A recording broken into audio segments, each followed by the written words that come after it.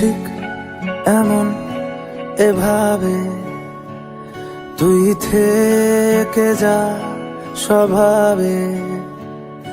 আমি বুঝেছি ক্ষতি নেই, আর তুই ছাড়া গতি নেই।